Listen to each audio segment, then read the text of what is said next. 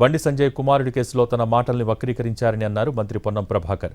కేంద్ర మంత్రి బండి సంజయ్ విచారణ ఎదుర్కొని తన నిర్దోషిత్వాన్ని నిరూపించుకోవాలనే తాను చెప్పానని అన్నారు. బాధితురాలికి కాంగ్రెస్ పార్టీ అండగా ఉంటుందని అన్నారు మంత్రి పొన్నం ప్రభాకర్.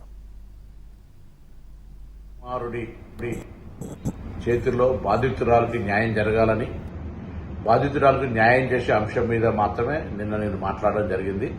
అందుకు గౌరవ కేంద్ర మంత్రి స్వయంగా తనే విచారణ ఎదుర్కొని తన నిర్దోషిత్వమా దోష నిరూపించుకోవాల్సిన అవసరం ఉందని మాట్లాడుతూనే కొన్ని మున్నూరు కాపు సంఘాలు కాంగ్రెస్ పార్టీని ఏదో కక్షపూరితంగా చేస్తున్నామని విమర్శించే సందర్భంలో అమ్మాయి కూడా అదే కమ్యూనిటీకి సంబంధించి మీరు ఇష్యూస్ సెటిల్ చేయండి, ఏం చేస్తారో పెళ్ళ ఇట్లా ఆ కంటెంట్ అన్న తప్ప నేను ఎక్కడ కూడా బాధితురాలకు అన్యాయం జరగాలని కానీ బాధితురాలి పట్ల వారికి న్యాయం జరగాలనే అంశం మీద ఎక్కడ కూడా కాంప్రమైజ్ లేదు.